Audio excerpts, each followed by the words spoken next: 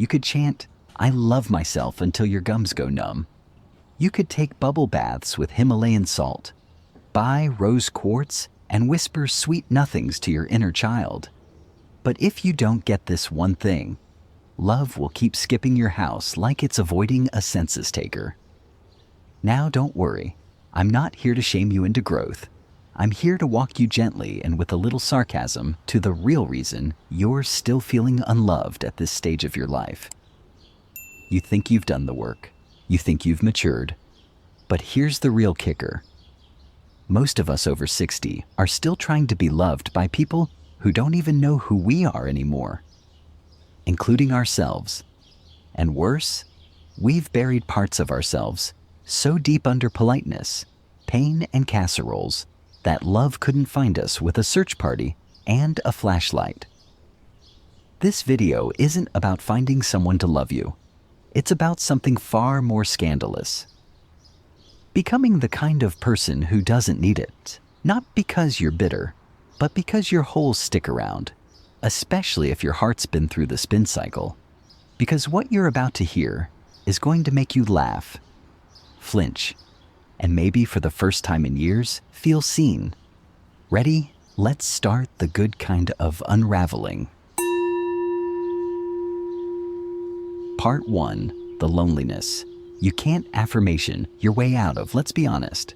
If positive affirmations actually worked, you wouldn't still be here at your age whispering, "I am enough" into your bathroom mirror, like it owes you rent.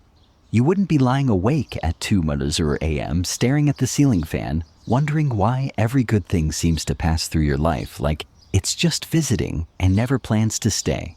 And no offense, but if one more well-meaning friend tells you to just love yourself first, you might kindly shove their chakra stones where the sun doesn't shine.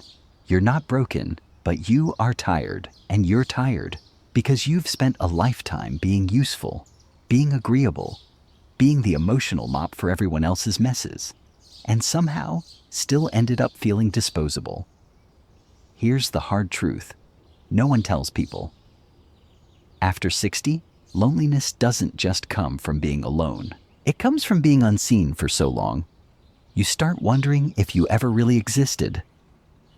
We don't talk about this stage of life. Honestly, we spiritualize it. We say things like, "Enjoy your golden years," or "You don't need anyone to complete you," while quietly hoping someone will text us back. And in Buddhist terms, this is the deep suffering of dukkha, not the flashy pain, but the subtle ache of impermanence of having once been the center of a family or a marriage, and now just being a name on a group chat no one replies to. Now here's where the teaching begins. It's not your fault you feel this way, but it is your responsibility to stop waiting for someone else to fill in the silence. You see, affirmation culture tells you to plaster nice words over emotional mold. But Buddhism, it says, sit in the empty room. Feel the ache. Don't flinch, because the very space you're avoiding, loneliness, boredom, stillness is where your real self is waiting. And she is not interested in your vision board. She wants your truth.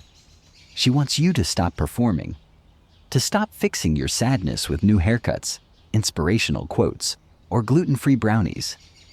She wants you to feel the grief of having loved people who never really knew you.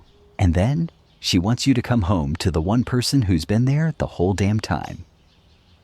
You let me tell you about Frankie. He's 74, widowed twice, has a recliner that smells like regret and old popcorn. Every morning he feeds the pigeons in the park and calls it giving back to the community. One day I asked him, "Frankie, do you love yourself?" He looked at me and said, "I'm not sure I ever met myself. I was too busy trying to be good." That hit me like a Zen stick to the soul. Frankie didn't need another affirmation. He needed to grieve the decades he spent being someone else's emotional scaffolding. Only then could he begin to meet the version of himself that didn't need applause or even company to feel real. And so do you. This is the turning point. Not the moment where you finally fix yourself, But the moment you realize you were never broken, just hidden behind duties, behind parenting, behind being the strong one. So if you're still here, if you're still watching, then some part of you is ready to stop performing and start listening. Not to me, to you. Let's keep going. It gets weirder and better. Part 2. Why your mirror is lying to you. Only a little. Let's play a little game. Think of the last person who really got under your skin. Could be your neighbor with the loud opinions and louder lawnmower. Could be your adult daughter who gives you unsolicited advice about cholesterol and boundaries. Could even be your ex who still pops up in your dreams like a ghost that doesn't understand restraining orders. Now here's the twist. They're not the problem. You are. Wait, don't leave. Stay with me. I promise. This isn't an insult. It's a breakthrough in disguise. See, the universe has this funny habit. It doesn't send you people to comfort your delusions. It sends you people to expose them. And the ones who irritate you the most, they're the ones holding up the mirror. And here's the kicker. That mirror is a little warped, like those old funhouse ones at the county fair. It shows you the parts of yourself that you've disowned, denied, or duct-taped shut, but it exaggerates the heck out of them. In Buddhist terms, what you see in others is not reality. It's a projection of your own mind.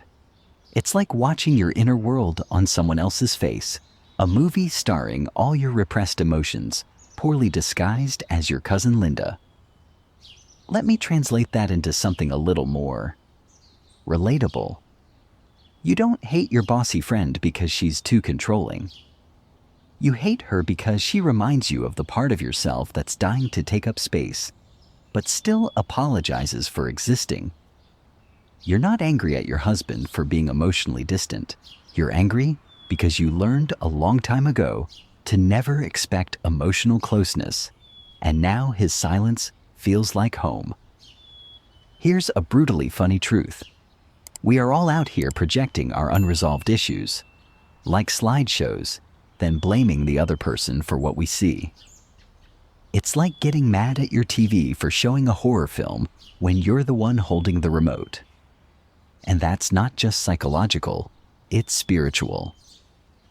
In Buddhism, this is part of the illusion of self and other. We walk around thinking we're separate, clean little packages of personality, when really we're just reflecting each other's messes, like meat suits with mirrors. Now for older adults, this becomes even trickier. Why?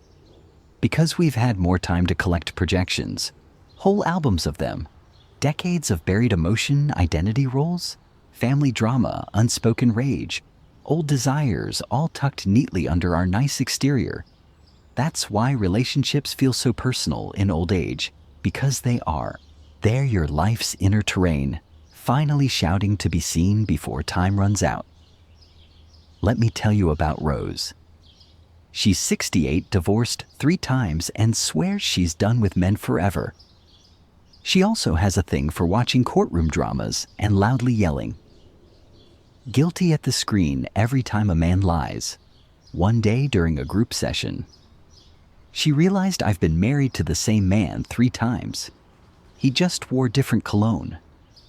We all laughed, and then we cried, because what Rose finally saw with painful clarity wasn't her ex's. It was the part of her that kept looking for someone to play a role she never gave herself. Someone safe, nurturing, and emotionally available. The moment she saw the mirror, her bitterness cracked, and from that crack came light. That's how this works. The mirror isn't here to shame you. It's here to reintroduce you to the parts of yourself you forgot you were allowed to be. So next time someone irritates the life out of you, don't ask, why are they like this? Ask, why does this feel familiar? And maybe just, maybe you'll stop fighting the reflection and start cleaning the glass. Part 3. The Buddhist shadow isn't just dark.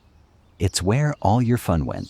here's something most people get wrong, especially the Enlightenment influencers with matching robes and ring lights. Your shadow isn't just where you stuffed your anger grief or that time you threw a spoon at your sister in 1974. No, your shadow is also where you buried your joy, your weirdness, your bad dance, moves, your sexy thoughts, your terrible jokes, your creativity, your voice, and yes, your unapologetic love for cheesy soap operas. You didn't just bury your trauma, you buried your aliveness. And now you're wondering why life feels so flat, why relationships feel like polite negotiations, why you laugh with your mouth but not your gut. Spoiler alert. You've been spiritualizing your way out of being human. And this is where Buddhism comes in. Not the sanitized Instagram version, but the gritty, barefoot under a Bodhi tree version. The version where the Buddha tells you to sit down, shut up, and stop trying to be good. See, the Buddha shadow isn't labeled bad. There's no cosmic filing system that says rage goes here, compassion goes there. It's all mind, it's all you. You're the one splitting it up like a dinner bill. Non-duality means this: there is no light without dark. And ironically, the more you deny your shadow, the more control it has over you. Especially after 60, this becomes obvious. You've spent a lifetime trying to be a decent person.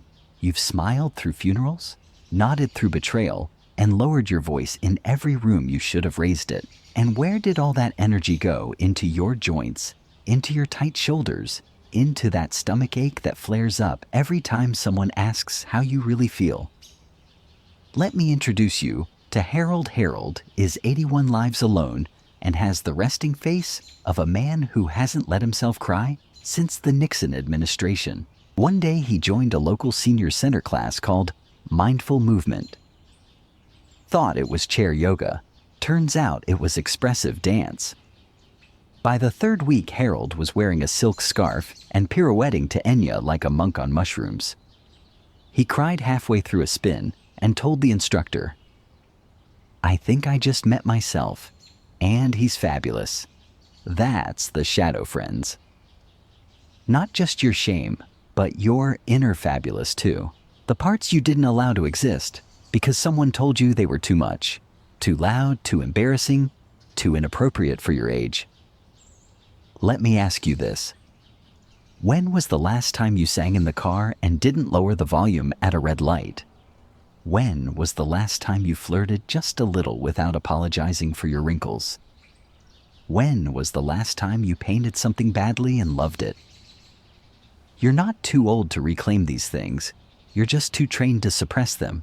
So here's your Buddhist assignment. Go into the dark, but bring a flashlight and a playlist. Because the work isn't just grieving what hurt you. It's unearthing what made you you before you got so busy surviving that you forgot how to be wild, curious, or a little bit ridiculous. As one Zen teacher put it, enlightenment is intimacy with all things. That includes your awkwardness, your hunger, your half-finished poems, and your embarrassing crush on the grocery store cashier. The shadow isn't the enemy.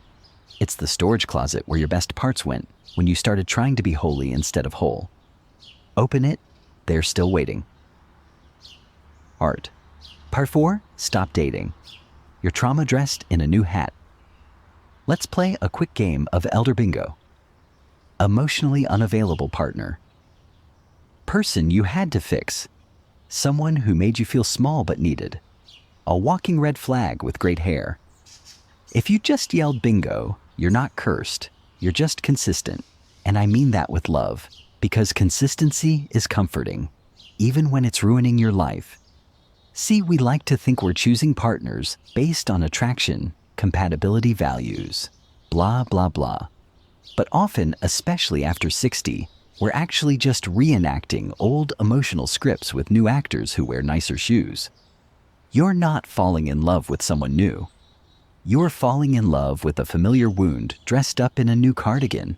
In Buddhism, we call this samskara, mental impressions and habits that repeat across time like a spiritual deja vu. And when you've had decades of heartbreak, neglect, or being the caretaker, your nervous system starts treating suffering like an old friend. You mistake anxiety for butterflies. You call emotional unavailability mystery. You call codependence chemistry. But what you're really doing is recasting trauma and hoping the ending changes. Spoiler alert.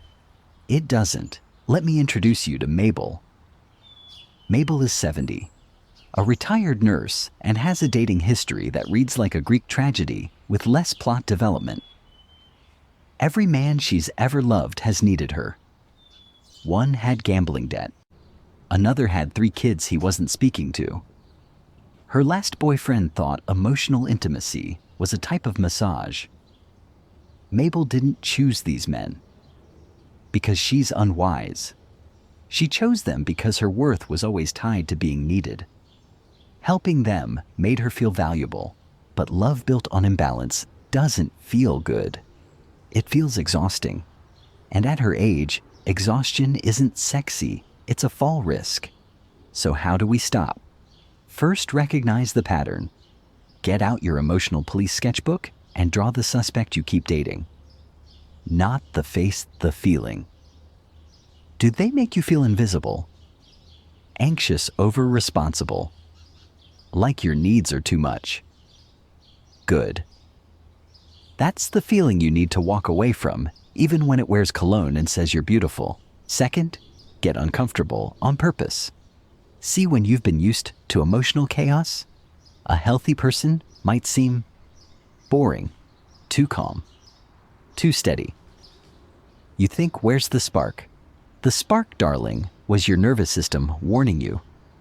Sometimes the real soulmates don't make your stomach drop. They make your breathing slow. They show up. They call back. They don't trigger your inner fixer or your inner child. But here's the twist: you won't be able to love that kind of person until you stop being addicted to the emotional loop you call intensity. In Buddhist terms, this is called attachment to craving, and it's sneaky. We think we want love, but what we actually crave is familiarity. Even if it hurts, but you are not your past, and love is not your rehab center. So if you're dating at 60, 70, or even 80, don't look for someone who makes your heart race. Look for someone who makes your heart rest. Don't ask, do I feel butterflies? Ask, do I feel safe, real, and not responsible for their emotional well-being? If the answer is yes, congratulations, you're not dating your trauma this time. You're dating someone who doesn't need fixing. Just someone to hold your hand while you both laugh about how many times it took to get here. Part 5.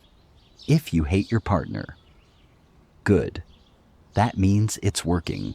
Let's talk about the moment you realize your beloved's breathing is annoying, not loud, not snoring, just existing.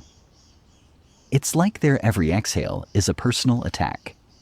You start fantasizing about handing them a pamphlet on nasal hygiene or suggesting separate bedrooms for the sake of your back. Now, younger folks might take this as a red flag, but those of us with some decades behind us, we know better. That's just love getting real. See, the first phase of a relationship is fantasy. You're dating someone's representative, the polished version. The person who doesn't talk with their mouth full or say vibe unironically. But then time passes. Gravity wins. Patterns emerge, and one day, the person you thought was your soulmate starts reminding you suspiciously of your father, your ex, or worse, yourself. This is where most people panic. But in Buddhism, this is where the real work begins. Relationships aren't designed to make you happy. They're designed to make you conscious. They're the most advanced meditation retreat you'll ever attend. Except instead of robes and gongs, you get passive-aggressive dinner conversations and shared Wi-Fi passwords. Let me introduce you to Shirley and Ed, married. 42 years. Ed has a habit of chewing with his mouth open. Shirley has a habit of pretending not to notice until one day she slams her fork down and says, "Do you chew like that because you hate me?" now Ed's a little stunned, but surely. She's not angry about the chewing. She's angry about 42 years of unspoken resentment that finally found a mouth to crawl out of. And that's the thing, your partner is your mirror, not your villain. The longer you're together, the clearer the reflection becomes. The problem isn't their breathing. It's the unresolved you that their presence awakens. Buddhism calls this karma ripening. Relationships pull out the seeds that have been buried in your heart for lifetimes. Abandonment, shame, rejection, control. You don't hate your partner. You hate what they're triggering that you haven't healed. And if you stay long enough past the irritation, past the eye rolls, past the God, help me if they leave another dirty spoon in the sink. You get something far better than butterflies. You get intimacy. Not the romantic kind, the real kind. The kind where you know each other's weird little routines and still make each other tea. The kind where you've seen each other fall apart and you didn't run. That, my friend, is what spiritual teachers call unconditional presence. Let me be clear, I'm not talking about staying in toxic, abusive, or soul-crushing relationships. That's not intimacy, that's endurance, and it's not a badge of honor. But if your relationship is mostly kind, mostly safe, and still drives you a little mad, congratulations. You've graduated to the part where love becomes your teacher. So next time you feel that irrational fury rising over the way they load the dishwasher, pause. Ask, what is this moment trying to show me about myself? Maybe you're angry because you never say what you need. Maybe you're triggered because they're too calm and you don't know how to live without drama. Whatever it is, it's not about the dishwasher. It's about your heart. And if you can stay with that truth through the discomfort, through the mess, your relationship will become less of a trap and more of a temple. Even if it still smells like microwave popcorn, secure. Murder 6, the love you're looking for has been held hostage in your gut. You think your heart is broken, but it's actually your digestive tract holding your love life hostage. Stay with me. You're not lonely because you're unloved. You're lonely because your body is still bracing for the love that never arrived. And after 60, that bracing becomes chronic. Your stomach clenches when the phone rings. Your jaw tightens when someone says, "We need to talk." And don't even get me started on your lower back, where your last 5 unprocessed heartbreaks set up camp like they're on a spiritual retreat. Buddhism has a word for this dukkha, a kind of suffering that lives not just in the mind, but in the body's memory. We spiritualize our pain? Yes, but we also store it like squirrels hoarding resentment for winter. Now here's the tragic part. You think you've forgiven, you think you've moved on, but your intestines are still holding on to that thing. She said to you in 1982, let me tell you about Rita's. 72 eats nothing but organic kale and oatmeal, but still has stomach issues that no doctor can explain. Turns out Rita has never once told someone, "You hurt me." She just swallowed it. Every betrayal, every unmet need, every "I'm fine, that wasn't." Now her gut is in open rebellion. Her intestines are basically unionizing for emotional justice. See, we older folks are experts at managing emotions. We've lived through wars, recessions, menopause, and adult children who think we don't know how the internet works. We've learned how to swallow pain like it's soup. But here's the spiritual bombshell. You can't receive love with a body that's armored. If your chest is tight, your throat is clenched, your hips are locked, you're not available for real love. You're only available for emotional negotiations disguised as connection. And no affirmation is going to change that. In Buddhism, the body is not a nuisance to rise above. It's a field of awakening. That tension in your shoulders, that's your inner child hanging on for dear life. That fatigue you can't explain. That's decades of unmet needs dragging their feet through your nervous system. So how do you change it? Not by thinking, by feeling. That means slowing down when you want to speed up, breathing into the places that feel like concrete, letting your belly soften even when your ego screams, tighten up and act fine. One of my favorite Buddhist teachers once said, "The body is the place where karma ripens." That means your past isn't just some story. It's a somatic reality. And the more you ignore it, the louder it gets.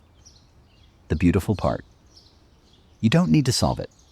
You just need to make space for it. Next time you feel lonely, don't grab your phone. Sit down.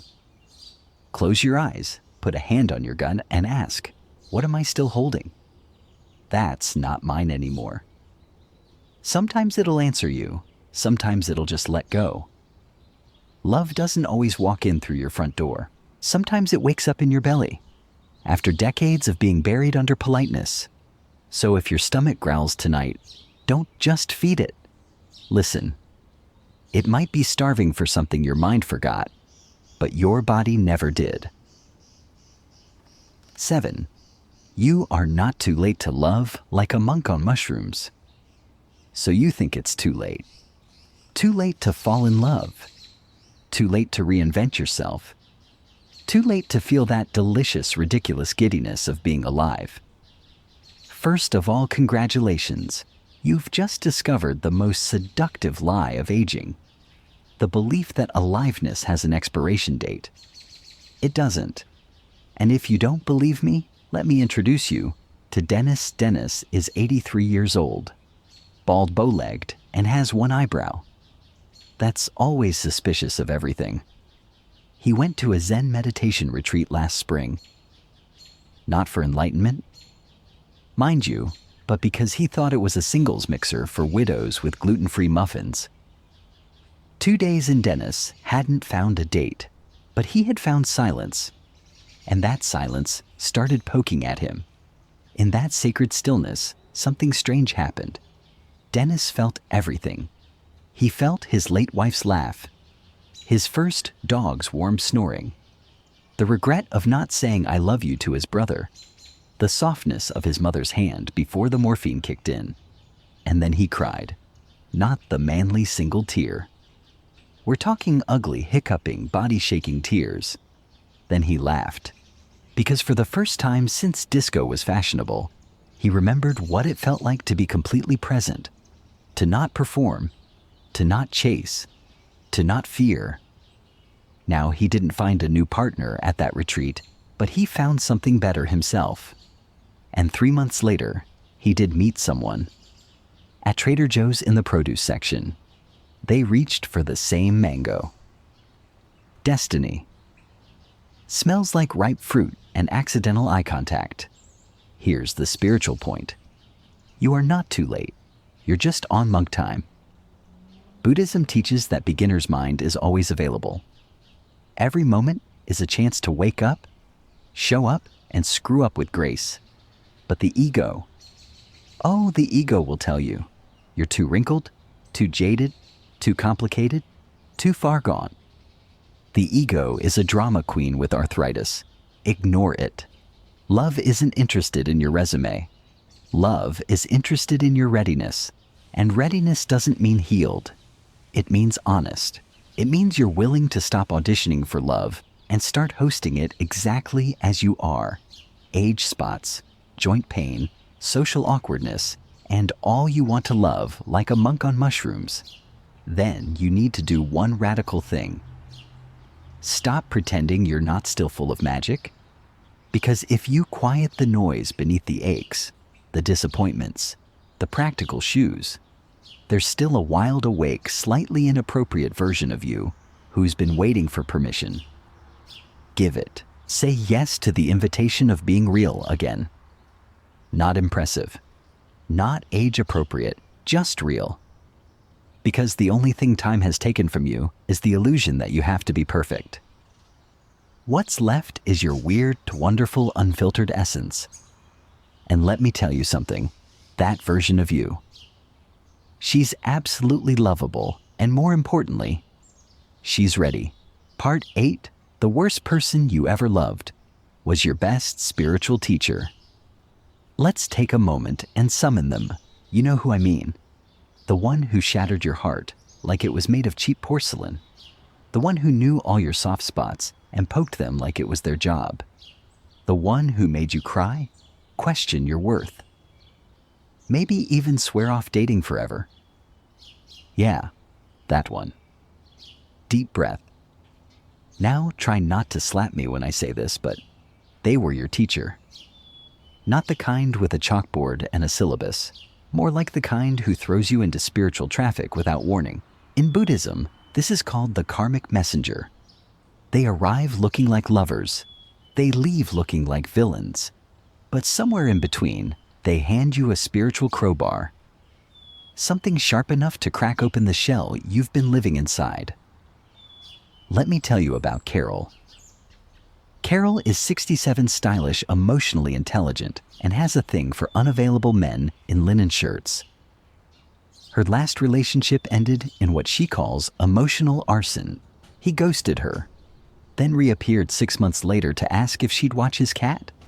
But instead of just raging, which she did beautifully, Carol did something radical. She sat, she meditated, she went full Buddhist grandma mode. And one night, she whispered to the ceiling, "Thank you for breaking me open." I didn't know how numb I was until I started screaming. That's when she realized he wasn't sent to love her. He was sent to wake her up, to the parts of herself she'd abandoned, to the boundaries she never set, to the fear she'd been masking with kindness, that kind of realization. It's not cheap. It costs you your pride, your victim story, your favorite insults. But what you gain is power. Here's the Buddhist twist. Everyone we meet is either love or a mirror, and sometimes they're both right up until they slam the door. The worst ones are often the most accurate. They reflect your deepest wound, like a cosmic X-ray technician. You hate them, not because they were unkind, but because they showed you where you've been unkind to yourself. Still mad? Good. That means the teaching's working. The point isn't to romanticize the pain. The point is to harvest it. What was the lesson? What did you learn about what you will no longer tolerate? What sacred never again did that relationship give birth to? That's your diploma, sweetheart. You just graduated from a spiritual school. Nobody signs up for willingly. Now here's your next move. If they're still on your mind, write them a letter, but not the kind you send. This letter is for you. Thank them, curse them, bless them, and then say class dismissed. Because the truth is, they weren't the one who changed your life. You did. They were just the match. You were the fire. So go ahead and stop replaying the breakup like it's a rerun on emotional cable. You don't need closure from them. You already have what matters. Clarity. And from here on out, you're not looking for someone to complete you. You're looking for someone who won't flinch when you finally show up as your whole magnificent, slightly unhinged self. That's love. And this time, you'll recognize it when it comes. If you've made it here, then maybe, just maybe, you've stopped chasing people who treat your heart like a doormat with nice shoes. So here's something no one ever told you in plain language. You were never unlovable. You were just busy performing worthiness in a world that confused usefulness with value. You weren't too sensitive. You were paying attention. You weren't too emotional. You were alive, and now here you are. Not broken. Just unfinished. Buddhism doesn't ask you to become perfect. It asks you to become intimate with your whole messy, miraculous self. The part of you that aches. The part that remembers. The part that still dances a little when no one's looking. The love you've been begging for. It's not lost. It's not delayed. It's just been waiting for you to stop running from yourself. And when you stop performing, When you stop editing your emotions for an audience that isn't watching something beautiful, happens. You become someone who doesn't need love, but is finally ready to receive it. So take a breath. Put your hand on your heart and say without flinching, I didn't miss the chance, I just mistook love for applause, and I'm done auditioning. Now go be your whole, slightly unhinged, fully sacred self. We're cheering you on. Cookies, optional. Freedom guaranteed.